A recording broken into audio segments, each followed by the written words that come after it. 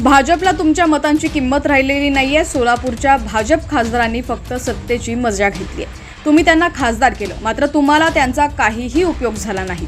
त्यांनी तुमच्याकडून किमती मतदान घेतलं, परंतु त्यांना आता तुमची आणि तुमच्या मतदानाची किंमत राहिलेली नाहीये, अशी टीका सोलापूर लोकसभा मतदारसंघाच्या महाविकास आघाडीच्या उमेदवार प्रणिती शिंदे यांनी केली आहे। लोकसभा निवडणूक प्रचाराचा वेग आता वाढू लागलाय। महाविकास आघाडीच्या उमेदवार प्रणिती शिंदे या सध्या गाव भेटी दौरे करत आहेत। मंगळवारी त्यांनी अक्कलकोट तालुक्यातील निमगाव, भोसगा, तोरणी, संगोगी, हलहली आदी गावांच्या गावभेट दौरा केला। यावेळी त्यांनी भाजप सरकारच्या फसव्या धोरणांविरोधात सडकून टीका केलेली आहे।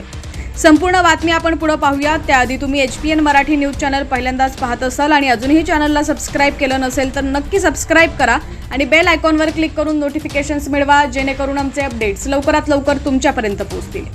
तर यावेळी पुढे बोलताना प्रणिती शिंदे म्हणाल्या, धर्म बघून मतदान करू नका, कर्म बघून मतदान करा। कारण कर्म महत्त्वाचं आहे, धर्म महत्त्वाचा आहे, पण पूजा करताना, लग्न लावताना, असं प्रणिती शिंदे यांनी यावेळी सांगितलं। निवडणुकीच्या वेळी काम महत्त्वाचं आहे। मी 15 वर्षांपासून आमदार असून जेव्हा जेव्हा सोलापूर अडचणीत आहे त्यावेळी मी विधानसभेत आवाज उठवलेला आहे, असं यावेळी प्रणिती शिंदे यांनी सांगितलं। मला फसवण्याचं काम केलं, शेतकऱ्यांच्या पोटावर पाय दिला। लोकशाहीमध्ये ह्याच्यापेक्षा जास्त पाप काय असू शकतो? म्हणून या बारीला काँग्रेसला आणणं हे गरजेचं आहे, गावासाठी, तालुक्यासाठी, सोलापूरसाठी। तुम्ही तर खूप हसताय।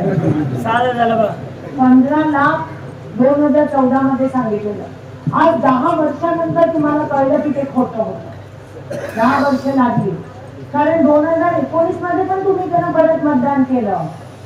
किती वाट बघितली तुम्ही बिचारी, तुमचा दोष नाही आहे। कोणी पण गोरगरीब शेतकरी महिलांना आस असते की काहीतरी मिळेल, काहीतरी मिळेल, त्याला 5 वर्ष अजून देऊया, काहीतरी मिळेल, त्यांनी घेतली।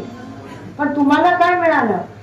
आणि दोन्ही खासदार सोलापूरचे आणि अक्कलकोटचे, बरोबर का नाही? तुम्ही त्यांना ओळखत नव्हता, त्यांचं काही काम नव्हतं, त्यांचा अनुभव नव्हता, तरी तुम्ही त्यांना मतदान केलं। किती मोठ्या मनाचे तुम्ही, एकदा नाही दोनदा केलं, पण त्यांनी खासदारकी वाया घालवली ना।